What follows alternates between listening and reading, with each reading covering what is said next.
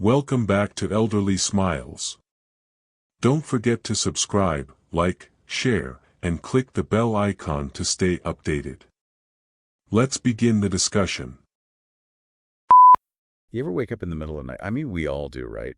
But as we get older, it's not just about getting up to use the bathroom and then falling back asleep. That's true. Getting up during the night can actually become risky for older adults. Right. It's not about being scared of the dark or anything, but we do have to be more aware of the risks. Exactly. And that's what we are going to talk about today. How to make nighttime safer and easier for all of us. Yeah. And to really understand why this is so important, let's start by talking about this 70-year-old man who unfortunately passed away. Oh, that's awful. Yeah. It's a sad story, but it shows just how dangerous nighttime can be. He passed away from complications that happened because he got up in the middle of the night. You know, it's easy to think that something like that will never happen to us. Yeah, we can kind of get complacent. But this man's story really highlights how even something as simple as getting out of bed too quickly can be dangerous for older adults. Especially for anyone with heart problems. Oh, so if you have a heart condition. Yeah, that quick movement can cause a sudden spike in blood pressure. Like a sudden jolt to the system. Exactly. And it's not just people with pre-existing conditions who are at risk. So it can happen to anyone. As we age, our blood vessels become less flexible, which makes all of us more sensitive to those sudden changes. So even if you think you're healthy, you're still at risk. It's just part of getting older. And it's not just blood pressure that we have to worry about, right? What about blood sugar? Oh, absolutely. Especially for those of us with diabetes. Yeah, those sudden changes can really mess things up. They can lead to dizziness, fainting, or even more serious problems like a stroke. It's like a chain reaction. Exactly. One thing leads to another. And of course, we can't forget about falls. Oh, yes. Falls are a major concern, especially in the dark when we're not fully awake. And it's not just a bruise or a scrape.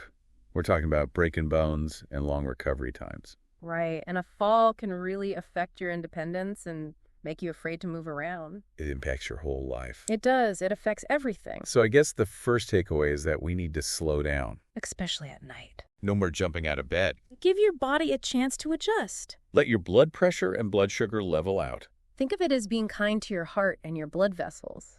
And speaking of being kind to ourselves, let's talk about temperature. Temperature. Yeah, I never really thought of it as a safety issue before, but it is. It's true. As we get older, our bodies aren't as good at regulating temperature. So we get colder more easily. Yes. And we're more sensitive to those temperature changes. So imagine you're all warm and cozy in bed. And then you get up in the middle of the night and it's freezing. That can be a real shock to the system. Especially for our hearts. Why is that? Well, think of your blood vessels as highways. Highways. When you get cold, those highways narrow. Oh, so it makes it harder for blood to flow through. Exactly. And that makes your heart work harder. So what can we do about it? Should we keep warm clothes by the bed? That's a great idea. Make sure you have warm clothes and slippers within easy reach so you don't have to rush or struggle to get them. We have to plan ahead. It's just part of adapting to these changes in our bodies. You know, sometimes I get anxious at night. Really? It's like the darkness brings out all my worries. I understand that. It's Yeah. common to feel more anxious at night as we get older. I get scared of the dark sometimes. Yeah, And I start thinking about all sorts of things. I know what you mean. It's hard to shut my mind off. It's important to create a calming environment for yourself. So what can we do? Well, you could try a nightlight or using some calming scents like lavender. I love lavender. It's very relaxing. It is. And just make sure your room is tidy and clutter-free. It can make a big difference. I also read that even drinking water at night can be tricky for us. Oh, yeah, it's not just about having to go to the bathroom more often. So what is it about? It's the temperature of the water that can be a problem. Wow. Our digestive systems become more sensitive as we age. So that cold water can actually shock our system. It can, especially if you already have digestive issues. Never thought of that. It's like getting a brain freeze, but in your stomach. Instead of a headache, you might get cramps or even diarrhea. So maybe stick to lukewarm water at night. That's a good idea. And speaking of hydration, what about our kidneys? I know they change as we get older. They do, and they don't work as well as they used to. So is it bad to drink a lot before bed? It can be. It puts extra stress on your kidneys. And that makes you go to the bathroom more. Exactly, which disrupts your sleep. And then you're tired and groggy the next day. It's a vicious cycle. And I bet that's even worse for people with diabetes or high blood pressure. You're right. Those conditions can be harder to manage if you're not sleeping well. So it all comes back to sleep. It does. Sleep is essential for our health. Okay, so we've talked about avoiding cold drinks and limiting how much we drink before bed. Right. But what about a cup of tea in the evening? That's a tough one. I know a lot of people find it relaxing. It is relaxing, but we have to be aware of the downsides. What do you mean? Well, tea acts as a diuretic. A diuretic. Yeah. So it makes you go to the bathroom more. Yes. Ugh. Even if it's herbal tea. I had no idea. It can also contribute to edema. What's that? It's swelling in your legs and feet. Oh, I see. So it's about finding a balance between what you enjoy and what your body needs. It seems like all these little habits we have can really add up. They do. They can either help us sleep better or make things worse. It's all about adapting to our changing bodies. Exactly. We have to make smart choices to stay healthy and comfortable as we age. So we've talked about avoiding cold drinks and watching our fluid intake in the evening. Right. But what if we wake up thirsty? If you're waking up thirsty every night, it could be a sign of something else. Like what? It could be a side effect of medication or even an underlying health condition. So it's worth talking to your doctor about it. Absolutely. It's always better to be safe than sorry. Okay, so we've covered some of the risks associated with nighttime waking. Right. But now let's talk about what we can do to actually get a good night's sleep. That's good. What are some tips for making sure we sleep soundly? Well, limiting fluids before bed is a good start, but there's a lot more we can do to create a sleep-conducive environment. Like making our bedrooms a sleep sanctuary. Exactly. We'll talk more about that in a bit. Okay, so where do we start? One of the most important things is establishing a consistent sleep schedule. So what does that look like? Aim for 7 to 8 hours of sleep each night and try to stick to a regular bedtime and wake-up time, even on weekends. Even on weekends. It's important to keep that consistency. It helps regulate your body's natural sleep-wake cycle. I've heard of that. What is it called? Your circadian rhythm? Right, the circadian rhythm. It sounds complicated. It's not as complicated as it sounds. It just means that your body has a natural clock that tells it when to sleep and when to wake up. And that clock gets messed up if we stay up late and sleep in on weekends. Exactly. It Yeah. throws off your whole system. So what you're saying is we should go to bed early even if we don't feel tired. It's about working with your body's natural rhythms. During those early sleep hours, your body is doing all sorts of important repair work. Well, like what? Cells regenerate hormones, balance out, and even memories get organized. It's like a nightly tune-up for our bodies. That's a great way to think about it. And by going to bed earlier, you're allowing your body to do that work more effectively. So an early bedtime is really key. Ideally between 10 and 11 p.m. Wow. I usually stay up much later than that. It's something to think about. I'll try it. It's amazing how much happens while we're asleep. It is. It's definitely not just downtime. Okay, so we've talked about limiting fluids and setting a consistent sleep schedule. Right. But are there other things we can do to prepare for a good night's sleep? Well, what about a pre-sleep routine? Oh, like a ritual before bed. Exactly. Something to signal to your body that it's time to wind down. What kind of things are we talking about? Think about calming activities you enjoy, like reading a book or listening to music. I love listening to music before bed. That's great. You could also try some gentle stretching or taking a warm bath. What about watching TV? It's best to avoid screens before bed. Oh, really? Why is that? The blue light that comes from screens can disrupt your sleep. Even if it's just a book on my tablet. It can interfere with your body's production of melatonin. What's melatonin? It's a hormone that helps regulate your sleep-wake cycle.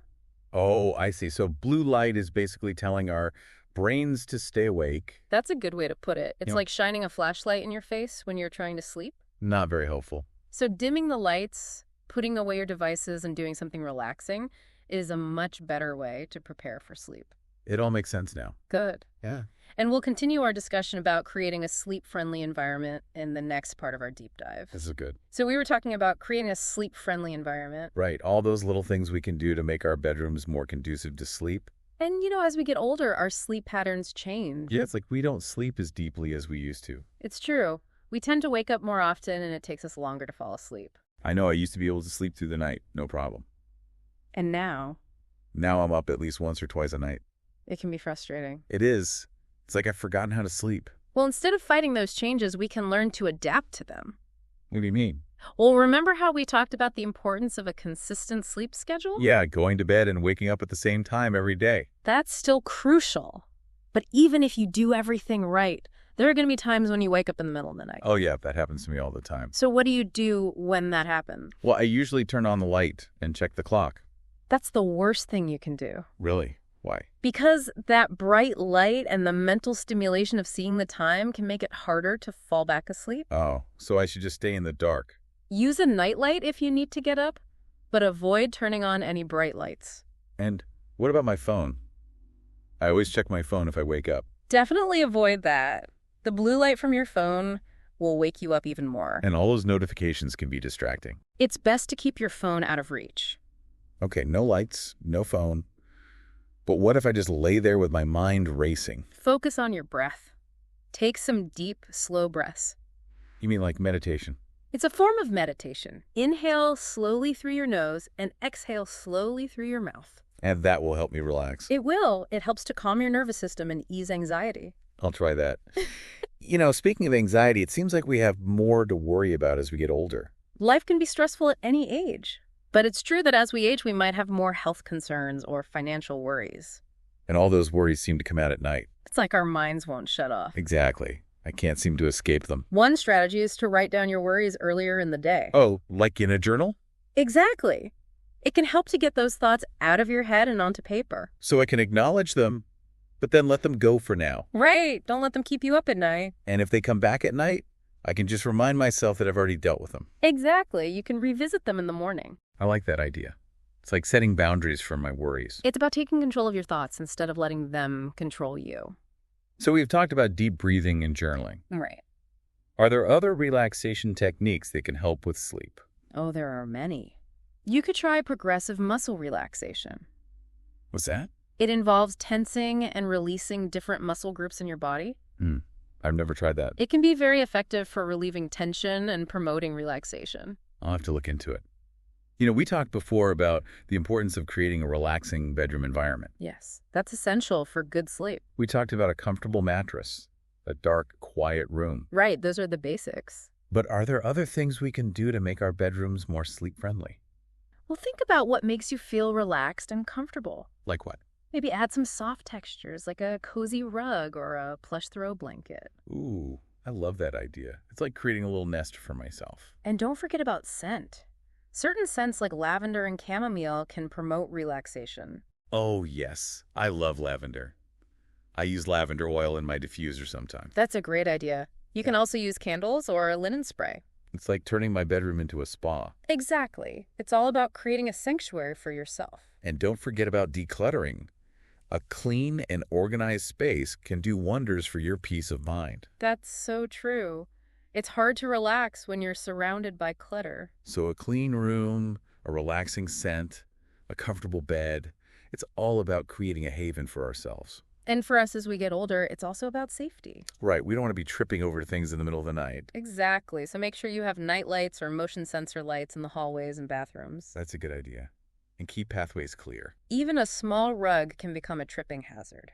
We have to be extra careful. It's about anticipating those potential challenges and taking steps to prevent them. So we can feel confident and comfortable even in the middle of the night. Exactly. It's about creating a space that supports your well-being. I want to talk about something that can be a bit embarrassing.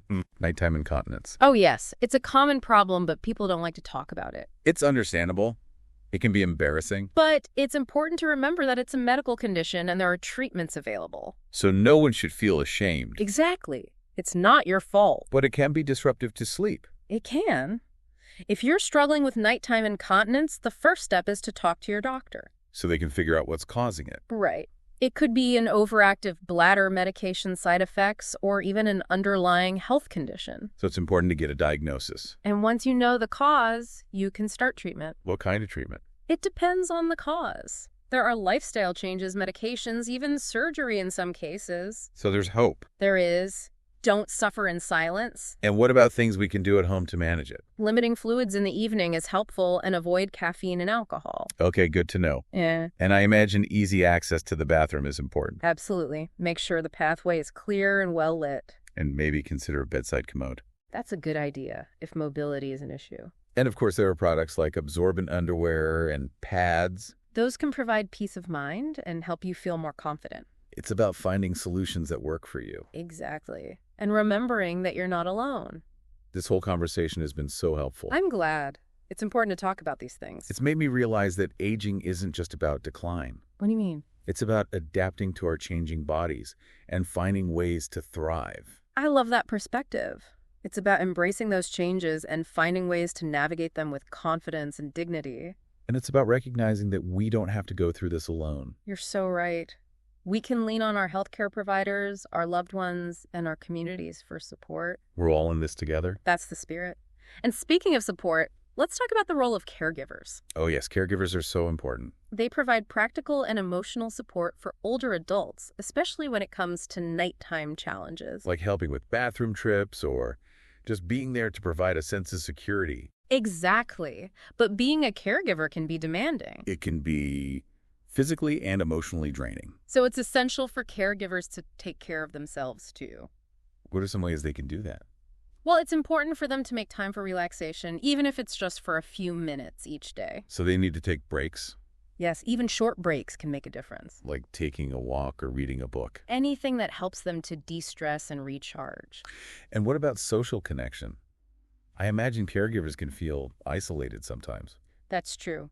It's important for them to connect with others, whether it's friends, family, or support groups. It's about finding that sense of community. Exactly. And don't be afraid to ask for help. Caregivers don't have to do everything themselves. There's no shame in asking for assistance from other family members, friends, or even professional caregivers. It's about recognizing your limits and prioritizing your own well-being. You can't pour from an empty cup. So we've talked about external factors like our environment and our habits. But what about our thoughts and beliefs? Can our mindset affect how well we sleep? Oh, absolutely. It plays a huge role. If you're constantly worried about not sleeping, it can become a self-fulfilling prophecy. So the more you worry, the worse it gets. Exactly. You're Yeah. creating a cycle of anxiety and sleeplessness. So how can we change that? How can we develop a more positive mindset about sleep? One thing you can do is focus on the positive. What do you mean? Instead of dwelling on the nights when you didn't sleep well, try to remember the nights when you did sleep well. So like focus on the good experiences. Right. Remember how good it felt to wake up feeling rested and refreshed? It's like creating positive associations with sleep. That's the idea. And try to reframe your thoughts about sleep. Instead of seeing it as a battle, view it as an opportunity for rest and rejuvenation. You don't dread bedtime, look forward to it. Exactly. It's a time to care for yourself and recharge. And remember that sleep is a natural process. It is. Our bodies are designed to sleep. Sometimes we just need to get out of our own way. Exactly. Yeah. Let go of the worry and control. Trust your body. And be kind to yourself. It's a journey, not a destination. So there will be ups and downs. There will be. Some nights you'll sleep well and some nights you won't. That's okay. It's normal. Just keep practicing those healthy sleep habits. This whole conversation has made me realize how much control we actually have over our health. I'm glad to hear that. It's not about passively accepting the changes that come with age. It's about taking an active role in shaping our experience. Absolutely. It's about making choices that support our well-being. So how do we become more active participants in our own health? It starts with education. Learn about the science of sleep, understand the factors that impact sleep quality, and explore the strategies that can help you improve your sleep. So we need to empower ourselves with knowledge. Exactly. And we need to advocate for our needs. So it's not just about following doctors' orders. It's about being an active participant in your healthcare journey. Asking questions and making informed decisions. Exactly. And remember that even small changes can make a big difference. Like dimming the lights or taking a few deep breaths before bed. Those little things can add up over time. It's about consistency and building momentum towards better sleep. Exactly. And celebrating those successes along the way. Every effort counts. Every positive change moves you closer to better sleep and better health. And those positive changes can have a ripple effect on others, too. That's true. When we prioritize our own health and well-being, we inspire others to do the same. We create a culture of care. Exactly. A community where everyone feels supported and empowered to thrive. It's a beautiful thought. It reminds us that we're all connected. We are. And our choices and actions have the power to create positive change. Well said. So as we wrap up this part of our deep dive, let's remember that sleep is a precious gift. It nourishes our bodies, minds, and spirits. It allows us to recharge, rejuvenate, and wake up each day feeling refreshed and ready to embrace life's adventures. So let's cherish this gift. Let's prioritize it. And let's create a world where everyone has the opportunity to experience the restorative power of peaceful sleep. So we've talked about the importance of sleep and how to make nighttime safer and easier. Right. All those practical tips and strategies. But I want to go a little deeper now. Deeper. Yeah, like how does sleep actually affect our health? I mean, I know we feel better when we sleep well, Of course. but what's going on inside our bodies? You want to know about the science of sleep? Exactly. What's happening when we're asleep that makes such a big difference? Well, it's not just about feeling rested. Sleep is a fundamental physiological process. Like eating and breathing. Exactly. It's essential for our well-being. So it's not just a luxury, it's a necessity. It is. When we sleep, our bodies and minds go through a series of restorative processes. So what are these processes? What's actually happening? Well, one of the most important things is cell renewal and repair. Cell renewal. While we sleep, Okay. our bodies are busy repairing damaged tissues, building new cells, and restoring energy. So it's like our bodies are doing all this work behind the scenes while we're sleeping. That's a good way to put it. And this repair process is crucial for maintaining our physical health. So it affects everything. Our muscles, our bones, our organs. Everything. When we're sleep deprived, our bodies haven't had a chance to fully repair themselves. That explains why I feel so achy and stiff when I don't sleep well. Exactly. Good sleep allows for optimal healing and recovery. So it's like hitting the reset button on our bodies. In a way. And, sleep also plays a vital role in brain function and memory. Oh, really? While we sleep, our brains are busy processing information, consolidating memories, and creating new neural connections. So it's not just our bodies that are being repaired, it's our brains too. That's right. Sleep is crucial for learning problem solving and memory consolidation. I wish I'd known this when I was younger. I would have slept more. It's never too late to improve your sleep habits. That's true. And I've noticed that I'm a bit more forgetful these days. Could be related to sleep. As we age, our sleep patterns change, and that can affect our cognitive function. So getting enough sleep could actually help with memory problems. It's worth a try. And remember, sleep also plays a role in regulating our emotions and mood. You mean like if I don't sleep well, I'll be grumpy? Well, it's more than just being grumpy. Sleep deprivation can disrupt the balance of hormones in our brains. Like what hormones? Cortisol and serotonin, for example. What do those hormones do? They affect our mood, our stress levels, our ability to cope with challenges. So lack of sleep can make us more irritable, anxious, even depressed. That's right. It's like our emotional thermostat is out of whack. And what about long-term health? Are there any risks associated with chronic sleep deprivation? Oh, absolutely. Over time, chronic sleep loss can increase your risk of serious health problems. Like what? Heart disease, stroke, diabetes, even certain types of cancer. Wow, I had no idea. It was so serious. It is. Sleep is not something we can afford to neglect. It's essential for our overall health and well-being. Exactly. We need to start taking sleep seriously. I agree. This whole conversation has been a real eye-opener for me. I'm glad to hear that. We need to spread the word about the importance of sleep. So what's the takeaway message here? What do we want people to remember? Peaceful nights and energized days are possible At any age. by understanding the science of sleep, creating healthy habits, and seeking support when we need it, We can reclaim the restorative power of sleep. and enjoy a higher quality of life. It's not about giving in to age-related changes It's about taking control. and making choices that support our well-being, Exactly. Even small changes can make a big difference. like dimming the lights or taking a few deep breaths. Those little things add up over time. It's about consistency and progress, not perfection. Celebrate your successes and keep moving forward. Well said. We've covered a lot of ground in this deep dive, We have, from the practical tips to the science of sleep. and I hope our listeners feel empowered to take charge of their sleep and their health. That's our goal, to provide information and support so everyone can experience the benefits of good sleep. Restful sleep is within reach for all of us. Embrace the journey, take care of yourselves, and sweet dreams.